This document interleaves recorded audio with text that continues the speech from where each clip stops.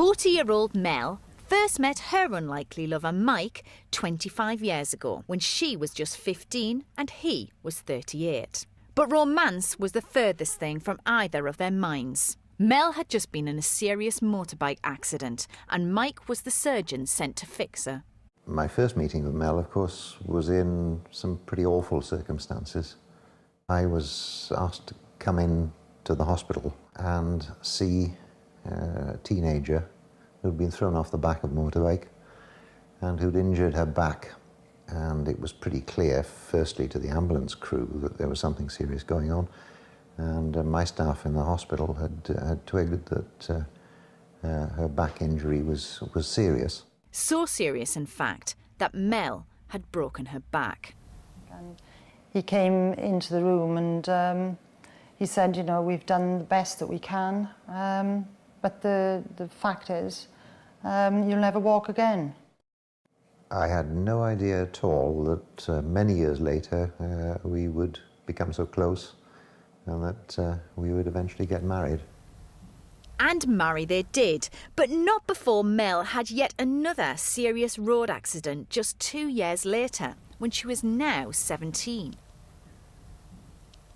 After the initial injury, I think he thought he'd seen the back of me, pardon the pun, literally when he sent me off to the spinal unit. And I came out of there 5 months later, wheelchair bound and, you know, trying to get to terms with it.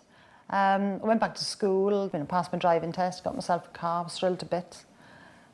Driving one day, car pulled out in front of me, crunch.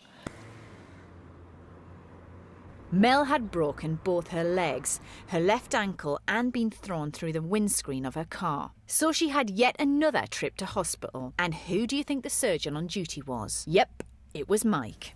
And I remember Mike arriving, and I think they were words like, you know, what have you done now? When I saw her, when she arrived in, I thought something disastrous must have happened to the back again. So I suppose it made a nice change to how the legs go wrong. A lot of people have asked me if I fancied Mike when I met him in the early stages, so up until I was 18. Yeah, he was good looking, there's no doubt about it, but he was too awesome to sort of to think anything warmly about, because I could just see him, you know, he'd stride in and be very, very serious. But underneath it all, yeah, he was a lovely looking guy, but way too old for me. Well, that was then, but Mel was only 17 and had plenty of time to change her mind.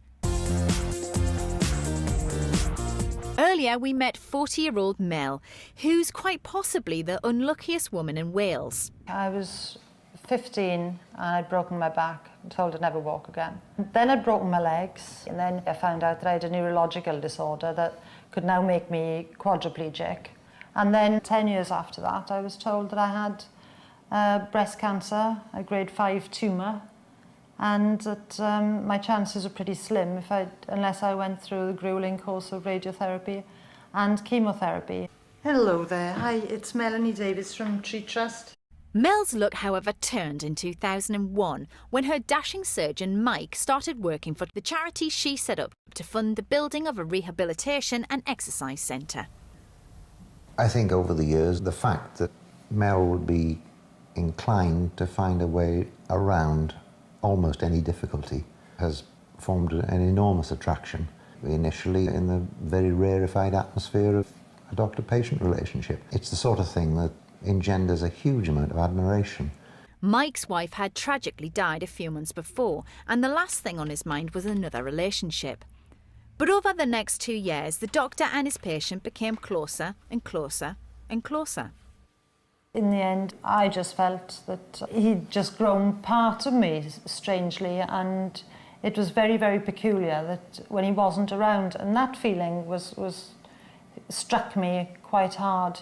But in true Mel fashion, it took yet another accident before the romance blossomed. I think I'd just about climbed into bed for the night, and there was a phone call from Mel's father saying she pitched out of the wheelchair in the kitchen and there was something radically wrong with the with a leg. I thought I've really done it this time. And it was while she was in the hospital there that it suddenly came home to me that I wasn't just sorry for somebody who'd had an accident, but I was really quite markedly concerned about somebody who meant a great deal to me. And he held my hand through it all, literally, and then after hours and hours and hours, eventually got me into a hospital bed, and he gave me a kiss before he went home, and that was it. I thought things have definitely shifted here. The goalposts have shifted quite substantially.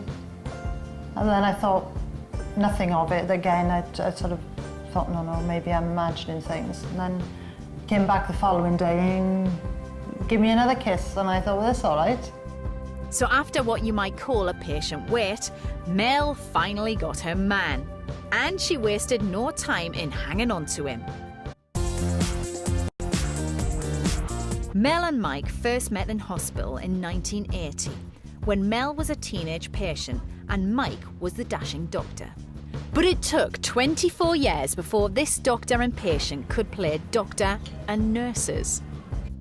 I knew I was in love with him and that we'd gotten together and we'd opened our hearts to one another, and I thought that the most natural thing in the world was for us to spend the rest of our lives together.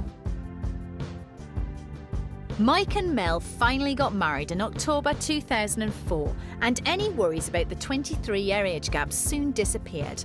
Just take it from her mother. Well, what I think of what I was said is, when children are young, a few years age difference is very, very noticeable. But as they get older, the age gap closes. I don't know whether you noticed that. And but we just didn't think about it really, did we? Because we're old ourselves as well. I look at him sometimes and I think, oh, good God, that was the man that operated on me twice. And I still find it incredible today. Mike is now selling up the home he once shared with his first wife and children, and is now looking forward to a life together with Mel. A lot of people would assume that, you know, we're fit together, Mike and I, well, because of my situation and the way we met, but really there's a lot more to it than that. I mean, we have great fun. I did wonder what she could possibly be doing with somebody who was so much older. I was aware of the fact that there were 23 years between us, that in fact she's not a great deal older than my daughter. We think the same way, we like the same things, we enjoy doing the same things, and the only way I can describe it really is to say that we fit, and we fit rather perfectly. This is a gorgeous house, but as you can see, it's not exactly wheelchair friendly. It's a beautiful house, and we're going to be terribly sad to see it go.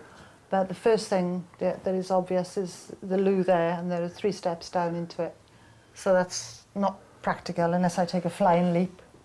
Mike's had 25 happy years here, and he's prepared to give all this up and to look for a property that's really essentially suitable for my needs. And that is a huge step and a huge commitment to make to me. And it makes me feel really humble, actually. The house has been allowed to sit, and the life very largely has gone out of it in many ways. But it needs somebody else. I don't need to be in it. And I think the challenge of making a home with Mel somewhere, in a place that we can really call our own, rather than this, which was my own and my history's own, I think that's an exciting move.